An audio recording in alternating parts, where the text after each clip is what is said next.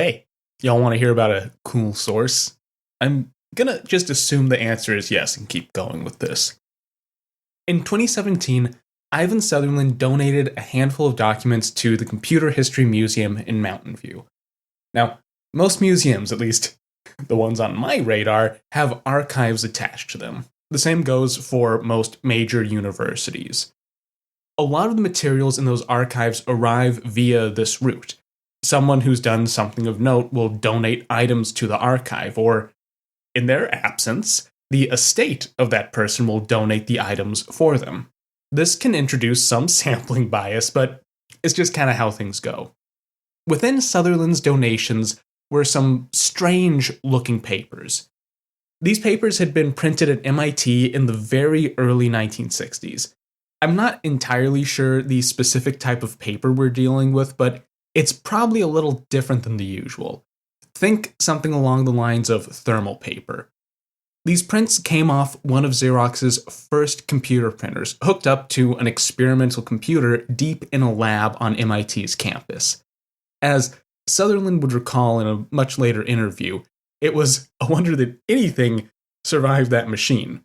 Quote, "It had a big roll of paper which came through and came out of the Xerox printer into a steel bin, which had a handy cover to put over it in case there was a fire, because the fuser would sometimes get too hot and the paper would come out on fire. Well, you had to cover it up." End quote. But hey, it's experimental technology, right? Connected up to, well, some more experimental technology. And besides, it worked most of the time, as long as it wasn't starting a fire. Something neat about this printer is that it used a modified CRT to create its final impression. This allowed for some pretty fancy typefacing. The documents in question have superscripts and subscripts. Common today, but at the time, that was pretty slick. These documents are important, on one hand, because they're some of the first pages ever printed on a Xerox printer. That, just on its own, is pretty neat. But the contents, well, that's the real gem. The documents are a printout of source code for a program called Sketchpad. Preserved on these sheets, we can see the first object-oriented program. At least, so it's been claimed.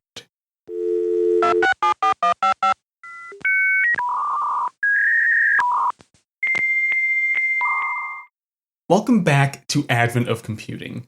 I'm your host, Sean Hass, and this is episode 104, Sketchpad. Today, we're examining something that I really should have probably covered a long time ago.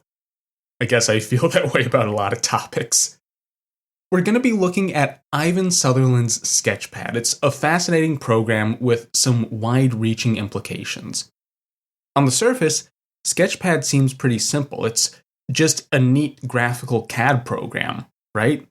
You draw shapes, connect them up to other shapes, do fancy transforms on lines. You can even import drawings into your bigger drawing. Really basic computer-aided drafting stuff.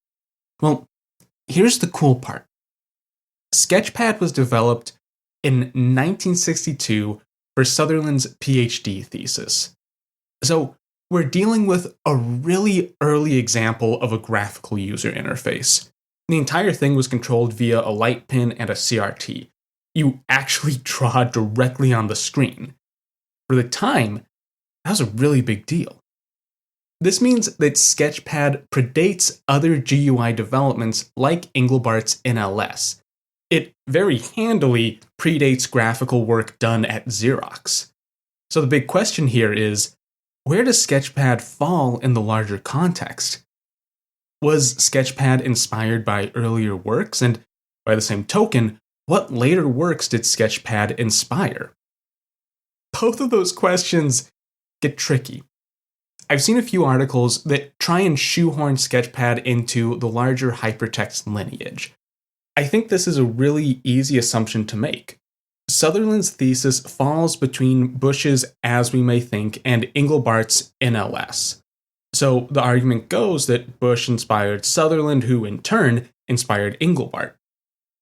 Now I have my reservations about this viewpoint. First of all, in a 2017 oral history interview, Sutherland claims he can't remember reading as we may think. Sutherland's thesis includes no citations to Bush's article. Augmenting Human Intellect, the big, manifesto that Engelbart wrote that led to NLS, well, it mentions Sutherland, but only in a very offhanded manner. It just says that Sutherland is also working on a GUI-like system over at MIT. My cursory examination points to a few connections, but I want to take a deeper look at things. With my hoard of sources and notes, I may be able to solve this for myself. So this episode is going to be about Sketchpad, its development, and its connections to the larger world. No matter what, Sketchpad was a seminal work. Sutherland was one of the first people to present a graphical user interface. But is this secretly a hypertext episode? Well, we'll have to find out. But before that, I need to slide a quick plug-in. It's for Notes on Computer History, which is getting really close to being finalized. If you haven't been keeping up, Notes on Computer History is my attempt to create a non-academic journal for talking about, the history of computers. The goal is to provide a space for anyone interested in the topic to write about it, and you don't have to have any prior experience. Right now, I'm looking for 2 more articles before I finalize our first issue. It's been a bit of a slog, but the end is really closing in quick. So, if you're interested in the history of computing, which I assume you are if you've made it this far, then please reach out to me and submit a draft. You can find information on how to submit at history.computer. With that out of the way, let's get into the episode. Ivan Sutherland is a really interesting dude. Usually when I do episodes that are heavily focused on a single person, I start by turning to an oral history or some other long-form interview with the subject. Churning through those transcripts gives me a quick, cursory understanding of the individual. Then I can dive into more old sources, get a little more primary. In the case of Sutherland, nearly every page of his oral histories include the line, this is in brackets, laughing. It's an indication that Sutherland or one of the interviewers punctuated a phrase by, laughing. I don't see that a lot, and frankly, it goes a long way towards giving me a positive impression of someone. Sutherland grew up in a particularly advantageous position. He was born in 1938, which puts his younger years smack in the middle of the development of the digital computer. He was 7 when ENIAC first sparked to life, 14 when the first compiler was developed in the bowels of UNIVAC. This was all still cutting-edge stuff, but Sutherland was born into the first generation of actual computer scientists. By the time he entered college, computers were already research tools. There were machines that could actually be used, not just machines waiting to be built. He was in a position to enter a totally new field. In 1955, Sutherland enrolled in the electrical engineering program at the Carnegie Institute of Technology. By that time, he was already a programmer, if you can believe it. Nowadays, it's kind of common for teenagers to get into programming. It's one of the many ways I idled away my personal misspent youth. But in 1950, well, that just wasn't common. Was Sutherland some kind of boy genius? Perhaps, but he also happened to have good connections. Both of Sutherland's parents were academics in some capacity. As such, they knew other nerds. It's kind of how things go. One of these family friends was Edmund Berkeley, a co-founder of the Association of Computing Machinery. He had taken an interest in the education of Ivan and his brother Bert. At one point, most likely in 52 or 53, Berkeley would send the 2 boys home with a computer. That machine was called Simon. It's a 2-bit relay machine of Berkeley's own design. Not exactly cutting-edge technology, but the idea of 2 teenage boys borrowing a whole computer in 1953, well, that kind of boggles the mind. The fact that the 2 would program for this machine, well, that's just another level of amazement. Ivan would develop a division program for the 2-bit machine. That may sound a little simple by today's standards, but Simon wasn't the most adept computer. To quote from Sutherland, "Division by 1 was straightforward. It took the numerator and put it out. Division by 2 is not hard. You shift and put it out. Oh, division by 0 was half an inch of tape. Division by 1 was another inch of tape. Division by 2 was 3 inches of tape. The rest of the 6 feet of tape was division by 3. End quote. I want to recount the story because I think it gives us an interesting look at Sutherland's background. He was given unique opportunities in his youth that wouldn't have been possible for the previous generation. He was born at the right time to stand on the shoulders of giants, so to speak. Sutherland graduated from CIT in 1959, then moved over to Caltech for his master's, which was completed in 1960. After Caltech, he enrolled at MIT for his doctorate, once again in electrical engineering. It's his time at MIT that will be of main concern this episode. Shortly after joining campus, Sutherland would get a new job. One of the most storied institutions at MIT in this period was Lincoln Lab. During the 1950s, they had provided major contributions to Project Sage. They had built TX0, the first transistorized computer. And as Sutherland entered the lab, there was a new machine on the block, TX2. Now, despite the fancy name, TX2 is actually the direct successor to TX0. There was at one time a TX1 planned, but it didn't really get off the ground. And just as a fun aside here, something I never realized is that TX0 encased its transistors in these little glass tubes. Superficially, its circuits actually look just like slightly smaller vacuum tube circuits. That's neither here nor there. I just think it's neat and wanted to squeeze it in. Anyway, TX2 represented a relatively new type of computer. Lincoln Lab had already completed the main thrust for their work on Sage. That meant that the outfit now had a good deal of user interface experience under their belt. Plus, there was a lot of new technology floating around the lab. For instance, the light gun. One of the first digital pointing devices had been developed at MIT's Servo Mechanisms Lab, another group on campus that contributed to Sage. If you wanted to be in a position to flex some new tech on a new computer, well, Lincoln Lab would be a pretty good option in this period. It didn't hurt that they also paid a salary. TX2 was special in a number of ways. Its primary designer, Wesley Clark, wanted this new machine to be a testbed for new ideas in human-computer interfaces. That's the fun catch-all for everything from GUIs to text interfaces to really anything that plugs a computer into a machine. As such, TX2 was a mix of some new and some old ideas backed up with some real horsepower, frankly. The machine started life with 64,000 words of magnetic core memory. For the time, that was an almost ridiculous amount of space. One popular contemporary machine, the IBM 709, that only shipped with half of that memory.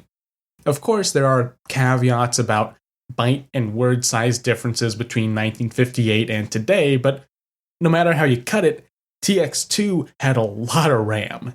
Some of those sweet magnetic core planes had even been stolen from TX0 itself. The biggie here, the cool feature that would set this new machine apart, was one of its output devices. TX2 had an integrated CRT display. This is some more tech that was ported over from Whirlwind, TX0, and work related to Sage. Along with the CRT came a light pin. Now, this is technology that gets mentioned on the show occasionally, but I don't think I've ever properly explained it. The first light pin, really something more like a light gun, was developed for Whirlwind. It allowed an operator to point to a location on a CRT and pull the trigger. To an operator, it just seems like you're pointing and selecting a pixel on screen. It's a really simple type of intuitive input device. If you've ever used an NES zapper, then you can probably attest to the light pin's simplicity. That device uses the same technology. So, how exactly does it work? How does the pin know where it's pointed? This is one of those neat smoke and mirror tricks. Inside the light pin is a photocell, a small light sensor. It's basically just a chunk of silicon that can tell if it's light or dark out. Add a button or a trigger, and, well, that's actually just about the whole hardware side. The light pin itself is remarkably simple. The most complex piece is probably a little lens they put on the front of it. The tricky part is all in how the computer drives its CRT. These old displays work by scanning an electron beam across a thin layer of phosphor on the inside of the screen. I say scanning, but that's a little bit inaccurate. There's this thing called a magnetic yoke that can steer the electron beam to any position on the screen. It has X and Y controls over the beam. In normal operation, this yoke will attempt to steer the beam in a pattern of horizontal lines. The electron beam isn't always on, so most of the time the yoke is just churning its magnetic field around. By carefully timing when you pulse the electron beam on and off, you can draw fun little pictures on the screen. That's how everything from a TV to the specific CRT functions. That fancy timing is handled by the computer in this case, or at least its graphics hardware. This means that at any given time, there's some part of the machine that knows where the yoke is pointing, and if the electron beam is on, also. CRT displays have pretty high refresh rates. That means that the entire screen is swept with pretty high frequency. Call it 60 times a second or so. That's fast enough that the human eye won't notice a few strange frames. So you have some wiggle room. To get the light pin to work, the computer just drives the electron beam hard for an entire frame, which fills out the entire surface of the CRT with light. Of course, this goes one chunk at a time. Now, if you hold the photocell in the light pin up to the screen, it will detect when that sweep comes up to the indicated point. Do a little math, process some signals, and the computer can calculate where on the screen that pin is pointing. That's the brute force method. There are, of course, much smarter ways to handle light pin detection. It all comes down to trying to detect blips of light and then syncing that up with what's drawn on the screen at some given time. The light pin, or gun, has seen a number of uses throughout the years. Its first big coming out was, of course, Sage. That's what it was designed for. In general, we can think of the light pin as an analog to the mouse. In fact, Engelbart had considered the light pin as a possible pointing device during the course of his research. The problem, he realized, came down to ergonomics. Direct two-screen pointing devices are really intuitive to use, but a long session will leave your arm fatigued. The trick is to use this technology sparingly and smartly. In the case of Sage, the light gun was only part of its interface. It was augmented with a pile of buttons and blinking lights.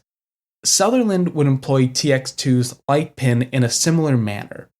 So, how do we bridge this gap? How does Sutherland go from getting a job at Lincoln Lab to developing his graphics package? The program doesn't just appear from nothing after all. That would be pretty boring. TX2 had been, in a sense, designed for human interface research. Digital drawings were showing up on the machine pretty early on. In that same oral history interview that I cited earlier, the one with the laughing, Sutherland recalls that the first graphics program for the machine was developed by one Hirsch Loomis. This would have taken place probably in 1960. The initial program was crude. TX2's display was mounted over a set of dials that were intended to serve as general inputs. Loomis simply tied into those dials to drive a pixel around the screen. This should be a familiar setup. You had one dial for X movement, one for Y. By programming the pixel to leave a trail, a user could draw out simple images. It was a neat demo. It may have been copyright infringement, but not very impressive to Sutherland. That said, graphics were on his mind. Part of getting a PhD is, well, doing a thesis. you have to do some sort of original research, create some new contribution, and then be judged on that work. By the time Sutherland was working at Lincoln Lab, he had the idea for this project. It would play into the growing interest around graphics at MIT. It seemed that even Wesley Clark, TX2's designer, was ready for this type of project to commence. To quote, "I had seen the TX2 the summer before, and I knew it had the CRT on it. When I went to Wes and said, I want to use it, I said, I want to use it for engineering drawings. I mean, I was quite upfront about that. I had had the idea that it could do that earlier, and so I proposed that to Wes, and he said yes. And years later, he said to me, he said, I built TX2 for you. He said, of course, I didn't know who you were at the time, but he had hoped, I think, that some person would come along and do something like Sketchpad with it." End quote. There are plenty of reasons that Clark would have been waiting for a Sketchpad-like program to be developed. I think a lot of researchers and engineers, whether they knew it or not, were waiting for something like Sketchpad. Up to this point, drafting had been an almost fully analog process. We're talking pencil and paper kind of stuff. Your most advanced tools were along the lines of the ruler, or perhaps the stencil, maybe a desktop calculator if you were really crushing some numbers. But the drawing, the actual process of devoting designs to paper, was almost impossible to automate. Strides were being taken towards a solution here. The larger field was called computer-aided design, or CAD. At this point in time, CAD was really only tackling one aspect of this problem. Over in another lab at MIT, the newly named Computer-Aided Design Group, there was this tool called APT. This is another Advent of Computer alum. See episode 49 for a look into this one. Anyway, APT was a programming language designed for controlling CNC machines, basically automated digital mills. APT itself takes an interesting approach to this problem. You see, it's not some kind of fancy drafting program, it's a fully fledged language. At least, it's kind of a programming language. Instead of being general purpose with conditionals and all that jazz, APT is used specifically for specifying geometry and tool paths. You define your geometries using basic components like lines, points, and circles. From that small set of options, you build up objects. These objects are treated like variables. They have names, they can be reused. You can build more complex objects by combining multiple smaller objects. Once you have all your geometry set up, you then define a tool path. During that path part, you get to reference all your fancy points and lines. APT itself provides tools for checking the paths make sense with your CNC machine, your, tools and settings and your tolerances. The cool part here is that everything is parametric, and a change to a parameter carries over to the rest of the APT program. The canonical demo for APT is this triangular metal ashtray. Don't ask why, that's just how it is. The ashtray is a big rounded triangle with a middle divot for holding ash and two smaller divots on its side for holding cigarettes, plus some text lower down. If you wanted to scale that up from, say, cigarettes to mega cigarettes, then you just need to change a scale parameter. Perhaps a cooler example would be changing the shape of the cigarette divots.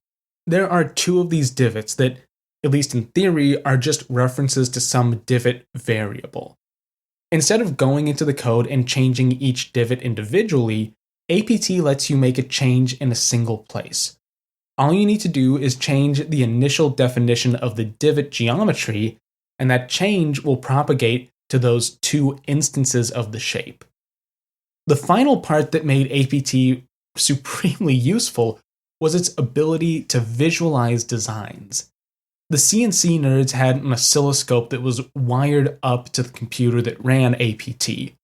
With a little bit of code, it was possible to show toolpaths on that display.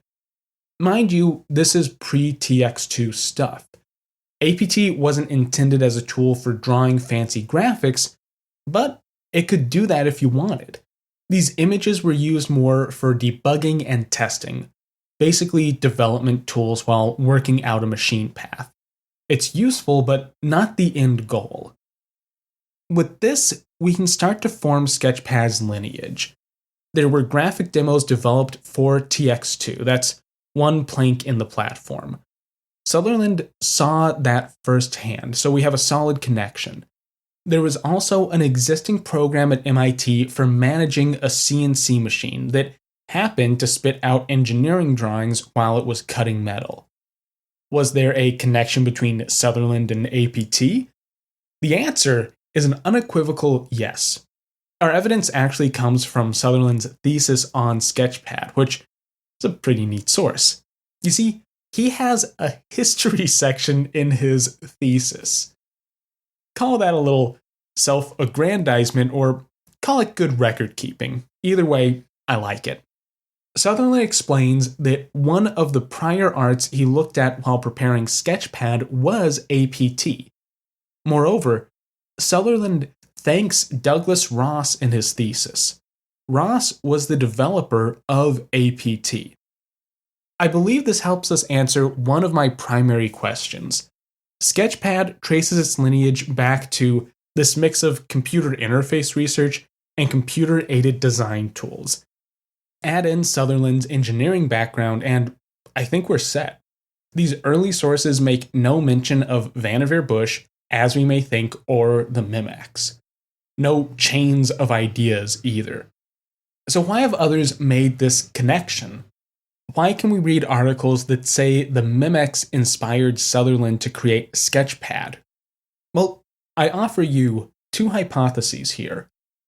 The first is that there was, in fact, a tenuous connection between Bush and Sutherland. That connection was named Claude Shannon, who was Sutherland's thesis advisor. He had also been a friend of Sutherland's family since Ivan was a child. Back before the creation of digital computers in the interwar years, Shannon worked under Bush at MIT. So Sutherland is actually just one step away from Bush. However, Shannon didn't have anything to do with the Mimex. Shannon worked with Bush's differential analyzer, an analog computer that was built in the 1930s. Shannon wasn't around when As We May Think was written. So while there is a link, I don't know if it's a meaningful one. Theory 2 is that the connection was made ex post facto by third parties.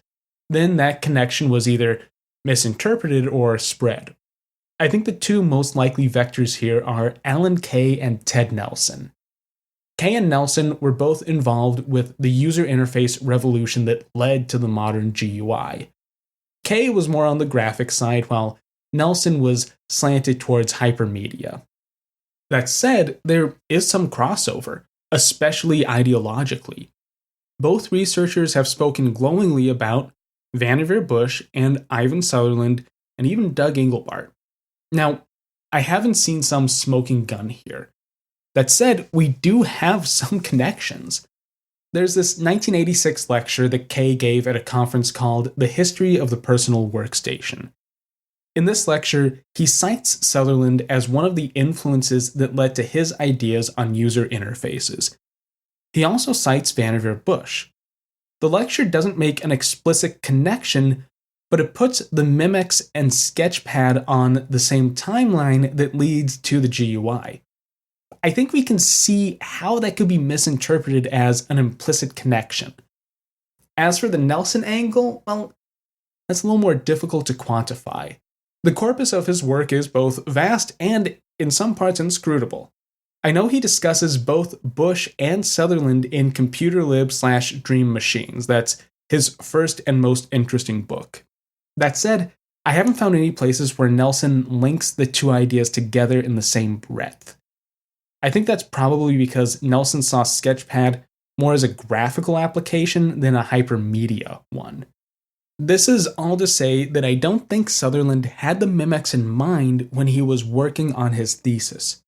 Sure, he may have heard of Vannevar Bush, but when asked about As We May Think in his oral interview at the Computer History Museum, well, Sutherland said he had no memory of the paper.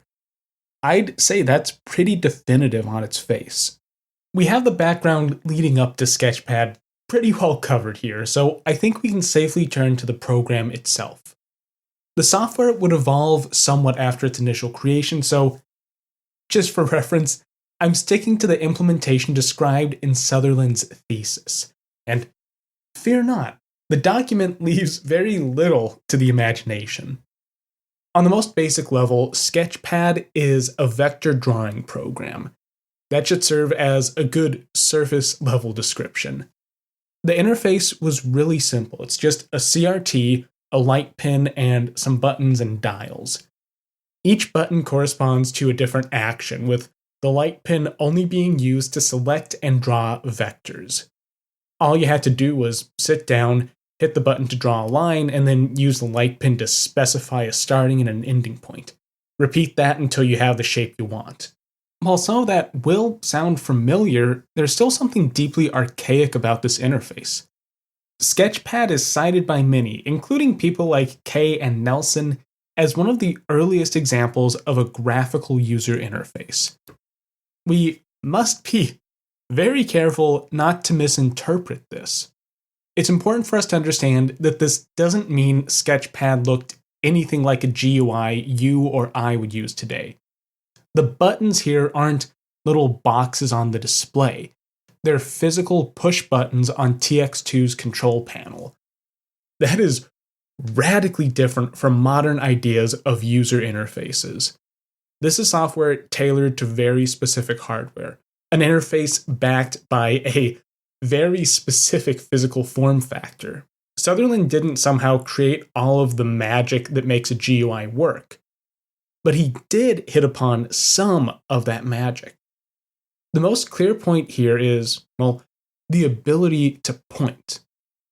We can't say who was the first person to point to something on a computer. Looking for that would be an exercise in frustration, much like my recent dalliance with text interfaces. Pointing to select something is kind of just human nature. How do you indicate you want something? Well, you point at it. It's an unambiguous gesture, so I think it's obvious that it would be adapted for digital use. As I've explained, the light gun was basically developed for use in the Sage project. It's a tool for pointing at something on a radar screen, and that action of pointing is then fed into some software for analysis. While we can definitely say that Sutherland didn't invent the idea of pointing at a computer screen, he did use it to great effect. Pointing was used to select points for drawing vectors, and it was also used for selecting existing vectors. This is simple stuff, but it adds a natural feel to Sketchpad. In APT, for instance, a programmer had to specify points via numeric coordinates. In Sketchpad, you didn't even have displayed axes, just a blank screen to draw on. There's another little complication to the light pin here: the flick. During some operations, such as drawing closed shapes, it was important to have a way to tell Sketchpad you were done selecting points. This could have been done via another button press, but Sutherland went an interesting route here. When you're finished making selections, you flick the light pin off the display.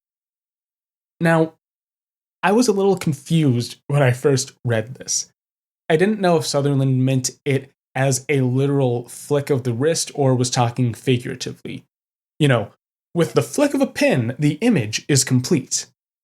Well, dear listener, I can report that the flick is very real.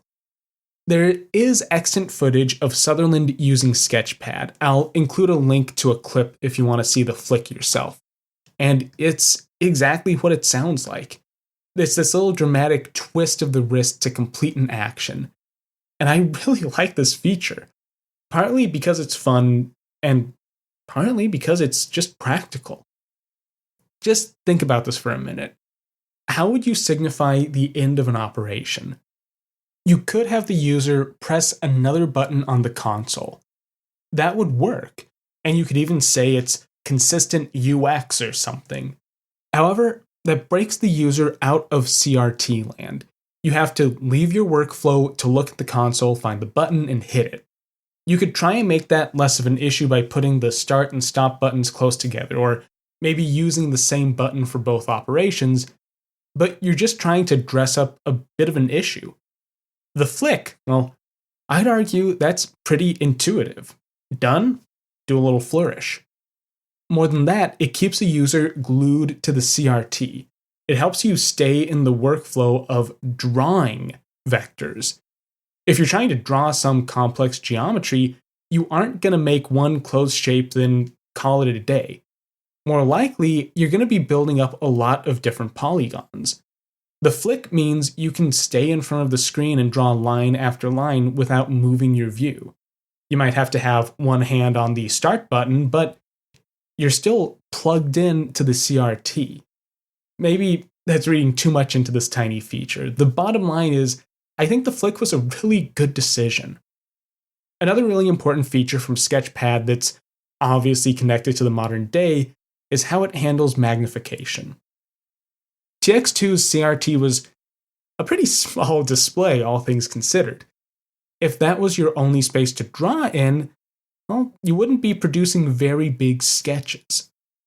Sutherland's solution was to allow the user to draw on a much larger virtual canvas that you could zoom in and out of.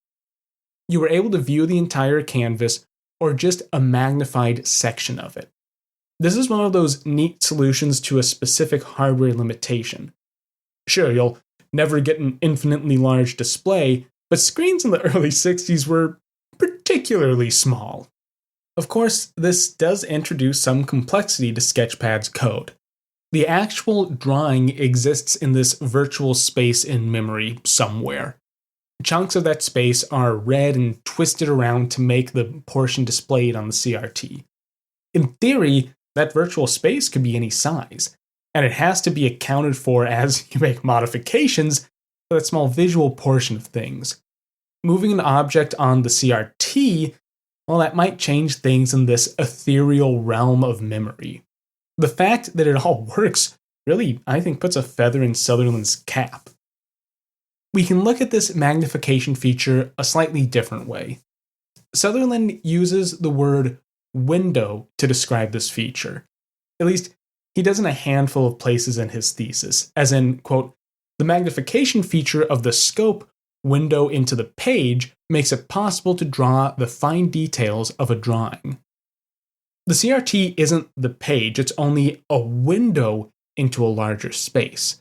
At any one time, you're viewing part of the sketch, not all of it. You can move that window around to take a look at different parts. Sutherland uses the term window as a way to explain the magnification feature. At this stage, it's kinda a metaphor, but the wording actually sticks around. I don't think this really needs much explanation even. Windows are still a core feature of modern GUIs. Now, I'm not entirely sure how the word gets adopted after Sketchpad. That's a discussion for another episode. But it's clear to see how Sutherland's tiny TX2 windows are, in a lot of ways, similar to Windows today. Right now, I'm editing a text document in a window. The window is only the size of my screen, but the document itself is much larger.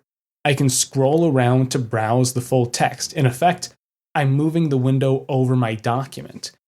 It's just an effective metaphor, plain and simple. Another important feature of Sketchpad, and what really elevates it beyond a simple drawing program, is the constraint. This is what gives the program some real depth and starts taking us in a more technical direction. Constraints allow a user to impose, well, surprise, surprise, constraints on certain vectors. These are rules that TX2 applies to the lines you've drawn.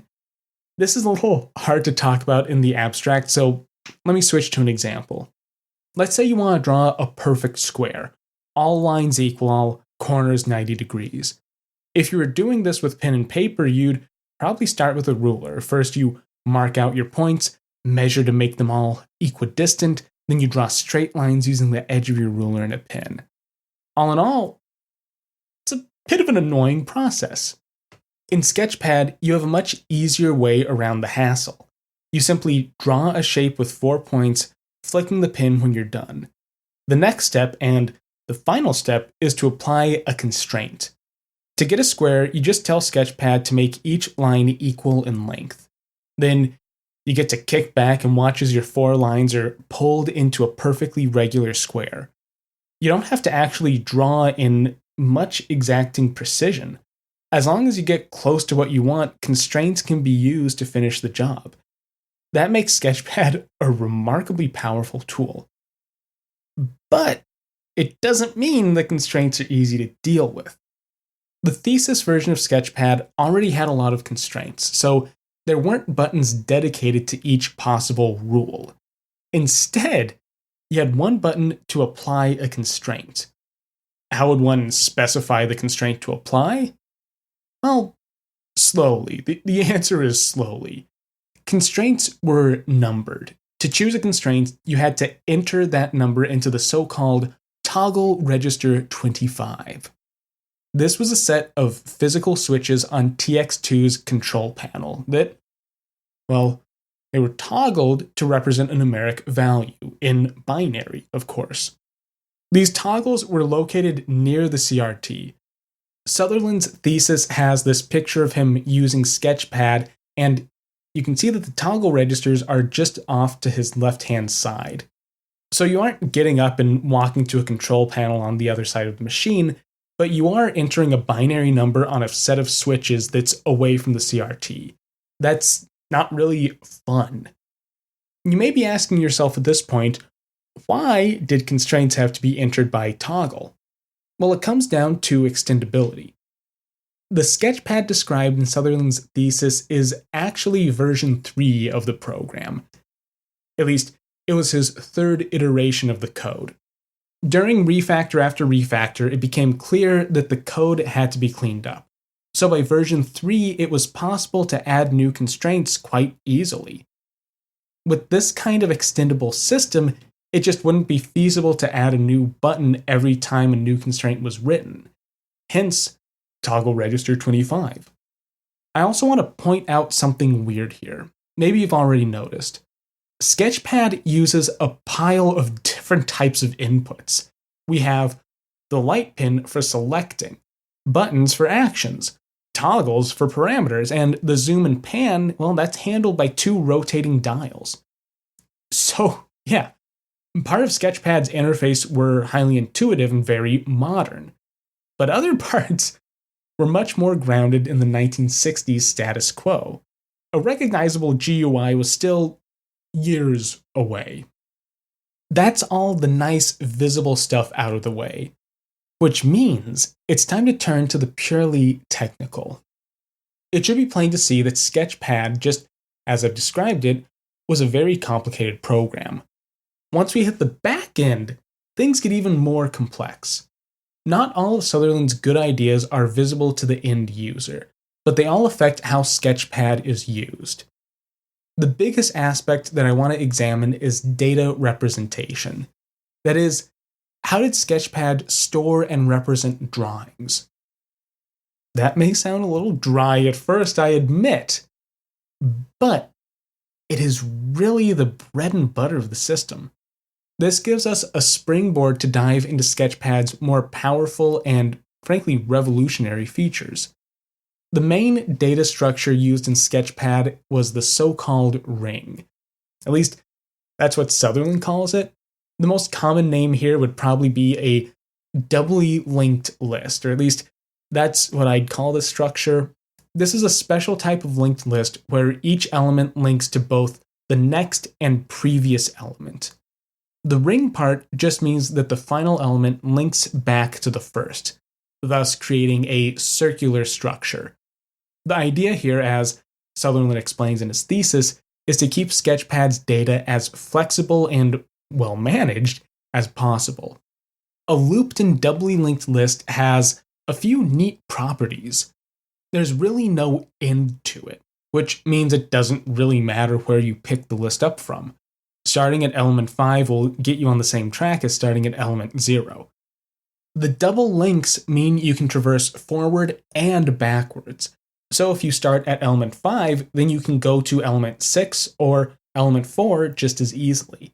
That's really nice when you're dealing with groups of related elements, like points that form a line. Additionally, it's really easy to remove elements from a ring. If you want to remove element 5, you don't need any additional information, you just need that element. All you have to do is set element 4 and 6 to point at each other, and presto, you've deleted your element from the ring. What's nice here is you only need the information held within the element you're trying to get rid of. For a singly linked list, you need some way to find the previous element. But hey, as long as you're doubled up, that's not a problem. That's the main big data structure at play, but this leads to another line of inquiry. What type of elements is Sutherland storing in these rings? The short answer here is anything. The long answer is generic data, hens, and chickens. Now, dear listener, this is another part of the thesis that really threw me for a loop. One of the things I knew going into Sketchpad was that the software was an early example of object-oriented programming. In my head, I was just thinking, sure, why not? You have little drawings on the screen. Those are like objects, right? Of course you'd call them objects. Nice. I assumed that the Sketchpad thesis would reflect this.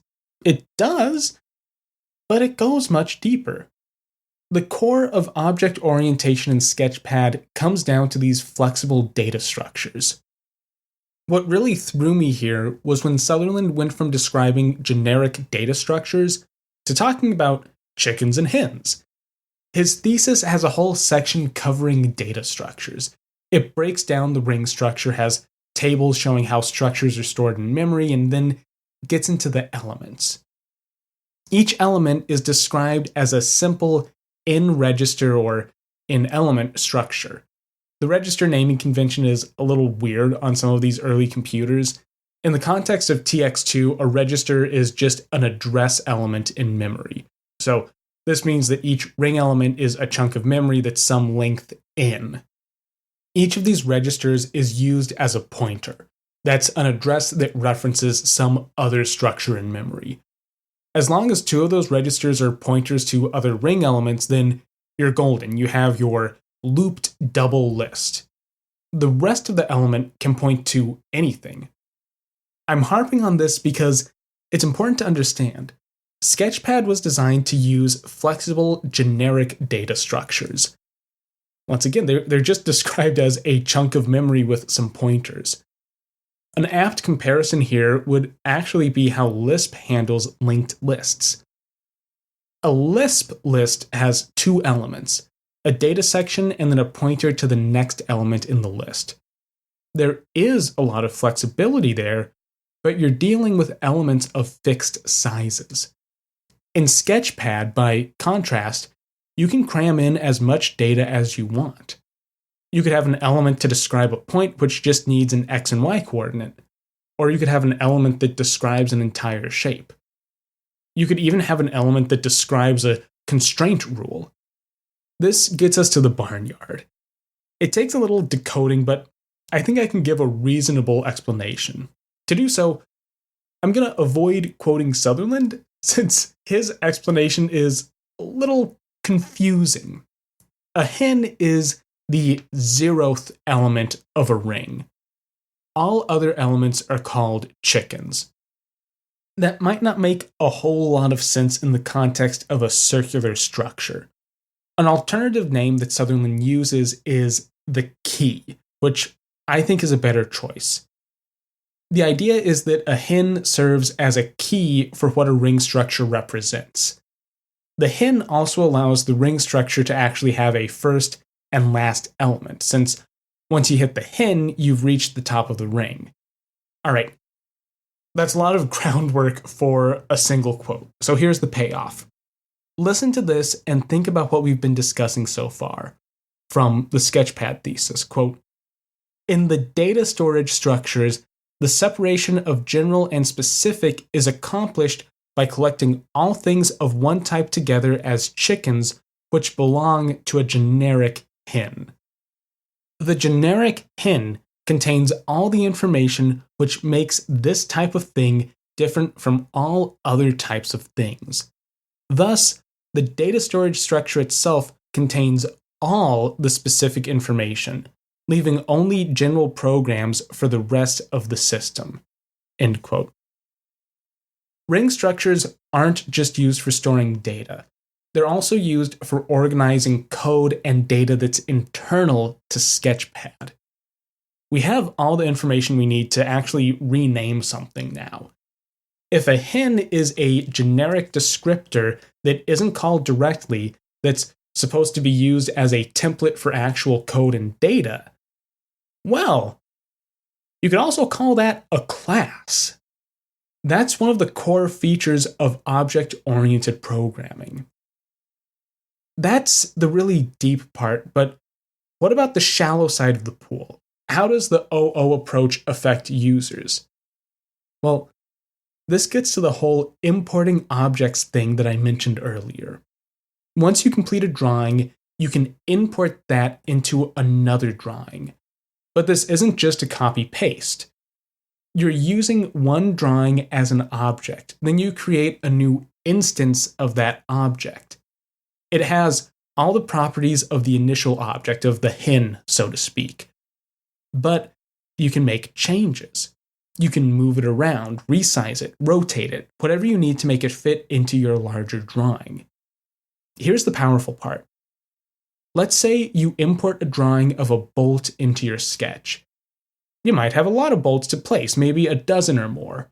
After a lot of work, you realize you drew the wrong head.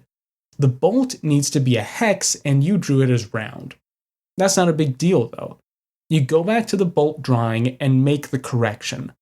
All the instances that are used in your larger drawing are references. They're based off that overarching class. When you make that change, it carries over to all the bolts you imported. That's the most simple example, but we can already see how practical and powerful this type of design is.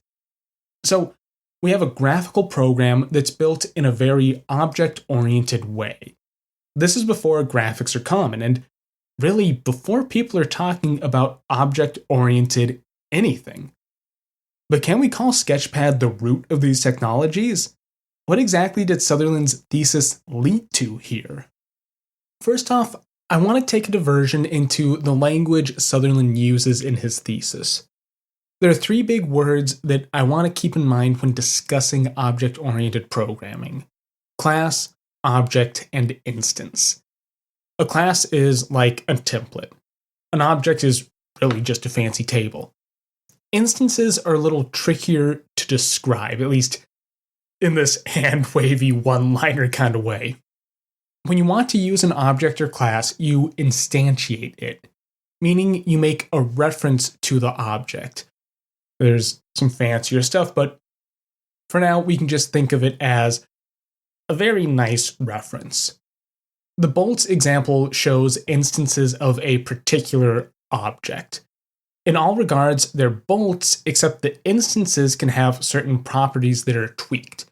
In the example, those properties are all spatial: location, rotation, size, that sort of thing. But in all other regards, they keep the properties of the bolt class they're instantiating. In the Sketchpad thesis, Sutherland doesn't use this exact set of terms. He does use the word object when discussing drawings, and uses the term instance or occurrence when talking about, well, instances of drawings. So we have 2 of 3 accounted for, at least mostly. Sutherland does not use the word class when discussing these generic template definitions. He uses either the terms master when discussing drawings or generic when discussing the backend code.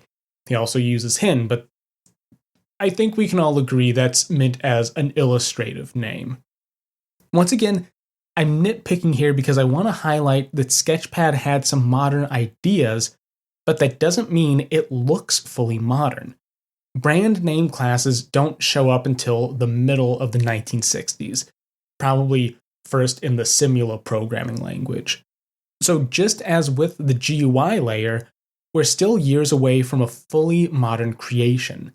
That said, we're getting tantalizingly close. Sketchpad would serve as a major inspiration for the development of object-oriented programming.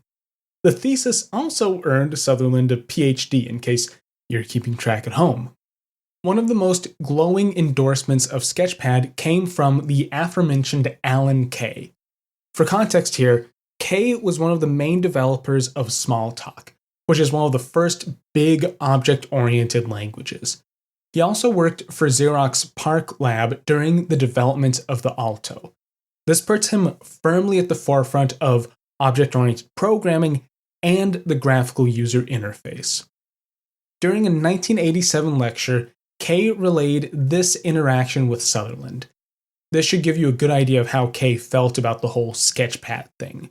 Quote, "When asked, how could you possibly have done the first interactive graphics program, the first non-procedural programming language, the first object-oriented software system, all in 1 year?"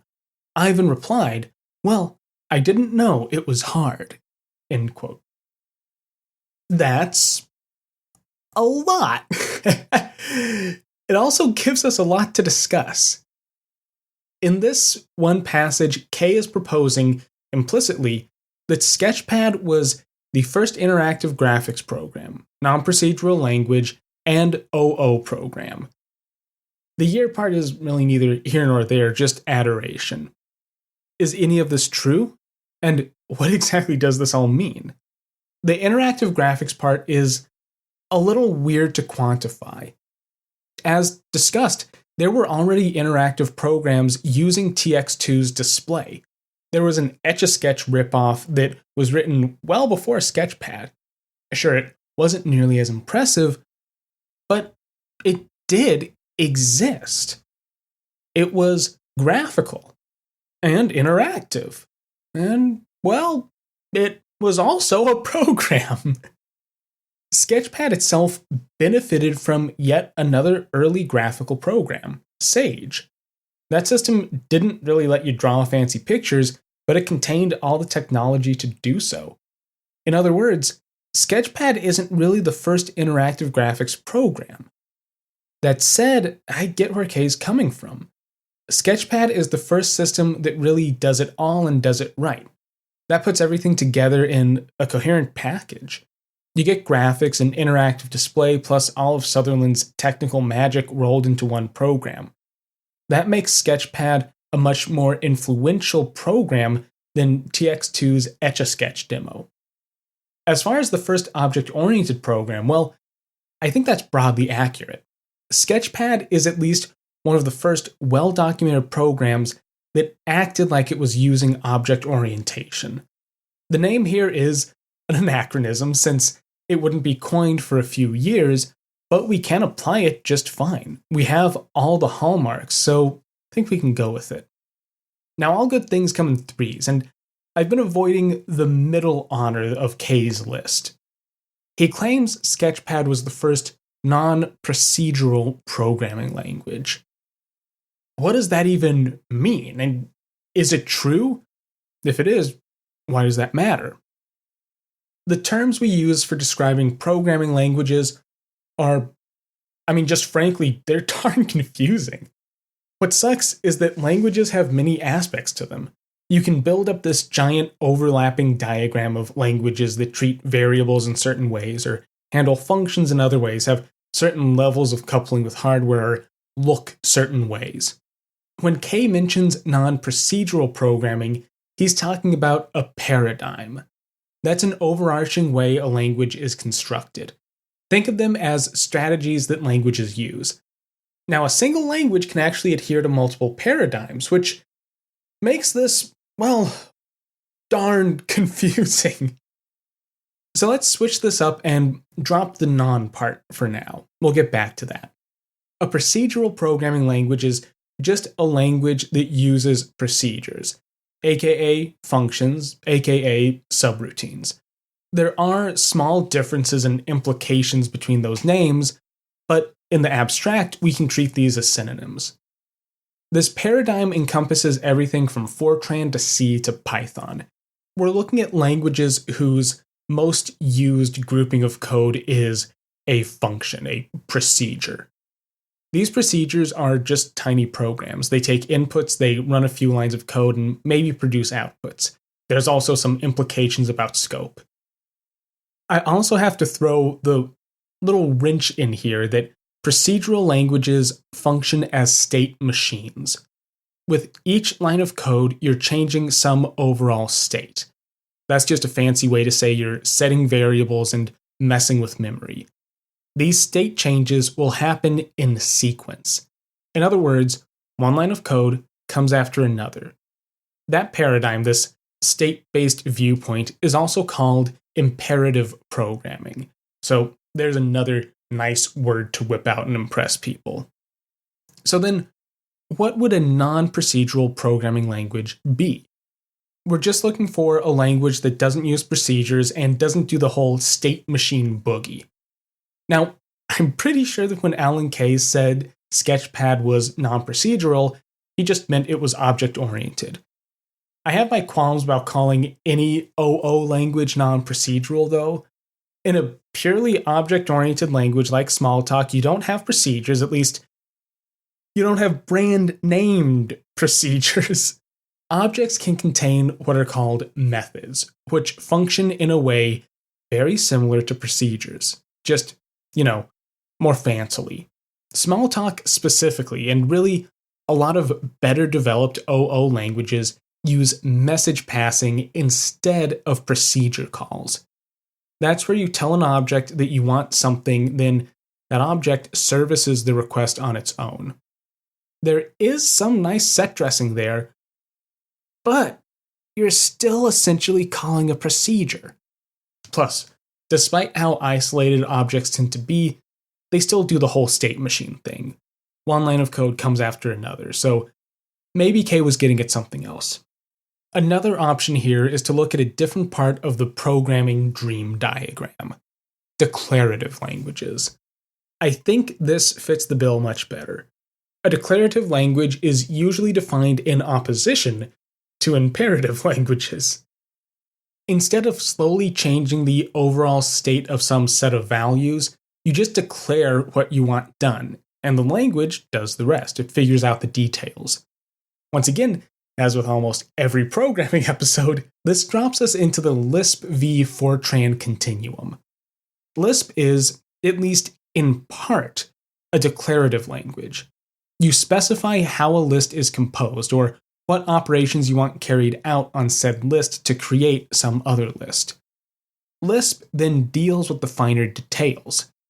You're essentially writing logic proofs or definitions. Something like, list A is composed of the union of lists B and C. That's how a declarative language tackles problems. In a more imperative language, you'd just take a different approach. You'd probably make an empty list for A, then execute a union operation, then set A to be the result of that operation. It's a matter of steps versus definitions, really. Sketchpad fits this concept very nicely, at least if you choose to think of Sketchpad as a programming language. You define geometries and apply rules. You could do something very similar to our list example. Create a plate that contains flanges A and B, where each flange has its own definition and all sides are collinear. That's very much non-procedural. Instead of defining steps used to create a drawing, Sketchpad lets you define what you want, then the program does the work. But was Sutherland the first on this non-procedural bandwagon? Did he invent a new paradigm? Well, the answer to that is no. I don't think we can go that far. I mean, Lisp existed prior to Sketchpad. It even existed on the same campus as Sketchpad. That said, Lisp is technically a multi-paradigm language. You can write imperative code in Lisp. So while there are declarative parts, it doesn't 100% buck the procedural realm. There's also APT to consider, but once again, that gets kind of muddy. An APT program consists of two parts: geometry definitions and toolpaths. The geometric part is definitely declarative. You declare that you want to make a shape and what that shape's composed of. In that way, it's similar to a textual form of Sketchpad. I mean, it even served as inspiration for Sutherland, so maybe that's not too surprising. The toolpath, however, is definitely imperative. You modify the state of a machine. In this case, it's a very physical CNC machine. Defining the toolpath involves telling the machine how to move around, step by step. You still do the whole state machine thing, even if you don't technically have functions. We could definitely go further afield and find some pre-Sketchpad oddities, but I kind of don't want to do that. That would get us to things like track, perhaps. It's fair to say that Sketchpad was one of the earliest declarative languages, with all of the caveats I've given. And I think it was probably the first purely declarative language, once again with all the caveats I've given. Now, you may ask yourself why I've gone off on this programming language tangent for a graphics program. Well, frankly, it's because I think it's kind of funny. Sutherland wasn't going into Sketchpad to develop a new language, not at all. He wasn't trying to create an object-oriented program. He was making a really slick tool for engineering drawing. He was using new technology for a new application, and that happened to lead to some interesting new approaches to programming. Which brings us to the last big question of the episode. Did Sketchpad inspire Doug Engelbart to create NLS? We're right back to the top with this one. It's clear to see that Sketchpad had influence on K, but what about Engelbart? The story here actually is pretty complicated. The first touchstone for us is Engelbart's Augmenting Human Intellect. That's his manifesto on new user interfaces that was published in 1962. This makes the publication roughly contemporary to Sutherland's work on Sketchpad. Engelbart even mentions Sutherland by name. Here's the full passage for context. Mr. Douglas Ross of the Electronic Systems Laboratory at MIT has, we learned by direct conversation, been thinking and working on real-time man-machine interaction problems for some years. We have recently learned that a graduate student at MIT, Glenn Randa, has developed the design of a remote display console under Ross for his graduate thesis project. We understand that another graduate student there, Ivan Sutherland, is currently using the display computer facility on the TX2 computer at Lincoln Lab to develop cooperative techniques for engineering design problems. End quote. So Engelbart knew about Sutherland's work. He even had communications with Ross, the creator of APT, and also, I don't remember if I mentioned this before, but he was on Sutherland's thesis panel. So there was apparently some exchange of ideas, a pipeline, so to speak, but this evidence doesn't point towards Sutherland inspiring Engelbart. It's more that they most likely knew about each other's work. I'm using Augmenting Human Intellect as the benchmark here because this is where Engelbart lays out his initial research. This, with some added work and funding, leads to NLS. That's the big graphic system that is essentially the root of our modern notions of a GUI. In a lot of ways, NLS is an implementation of what's described in Augmenting Human Intellect. There are major changes, but the inspiration is already there. Was Sketchpad the inspiration? No, the timeline just doesn't make sense for that. However, there is a deeper connection and a bit of a complication. Between 1962 and 1964, J.C.R. Licklider was the head of ARPA's Information Processing Techniques Office. He was one of the first backers of Engelbart's work, and much of the funding that helped create NLS came from the IPTO. When Licklider left, Sutherland took his place. Sutherland stuck around for 2 years. In that time, he was holding at least some of the purse strings that led to Engelbart's lab. Yet, Once again, this is somewhat of an oblique connection. Sutherland and Engelbart knew of each other's work.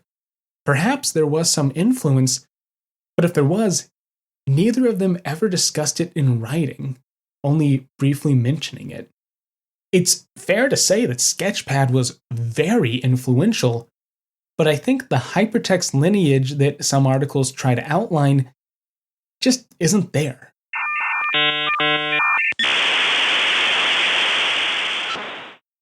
Alright, that does it for this episode.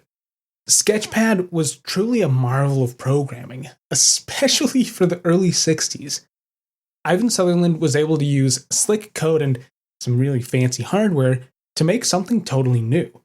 His work would spawn many more developments, from object-oriented programming to improvements in computer-aided design. I highly suggest reading Sutherland's thesis for yourself. It gives a fascinating look into how object orientation can be implemented. That's something that's always confused me, since OO just seems so abstract. But hey, what better way to start understanding the details than looking at object orientation's roots? That said, Sketchpad was still archaic in many regards. The full object lexicon didn't exist yet. The graphical interface was strange. You don't usually have to turn physical dials to operate a computer these days. So while Sutherland did make great strides towards the modern GUI, it's important to recognize that Sketchpad was just one of many steps. And finally, there is the matter of the hypertext connection. This idea that Vannevar Bush inspired Ivan Sutherland, who in turn inspired Doug Engelbart, well, from my research, that's just simply not true. The connections are there, but they're too tenuous. I know I shouldn't throw a totally new idea into the end of the conclusion, but I'm gonna. I think part of the confusion comes from the fact that object-oriented systems, relational databases, and hypertext, they all have overlapping features. This is something that came up a bit during my database series. These three systems can all construct something similar to a link. That one feature might evoke ideas of hypertext. Sketchpad in particular has another. Its graphical interface. One hallmark of early hypertext systems are their fancy user interfaces. So if you look at Sketchpad and see a nice interface and links, well, that does sound a lot like hypertext. And Sutherland's work did influence some developments in that area. Ted Nelson has written at length about Sketchpad, so there is a real lineage.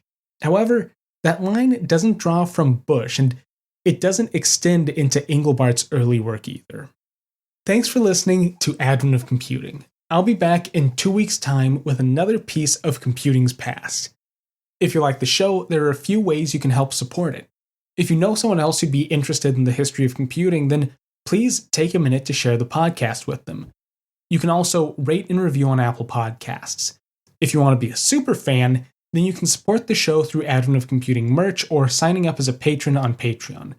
Patrons get early access to episodes, polls for the direction of the show, and bonus content. You can find links to everything on my website, adventofcomputing.com. If you have any comments or suggestions for a future episode, then go ahead and shoot me a tweet. I'm at adventofcomp on Twitter. And as always, have a great rest of your day.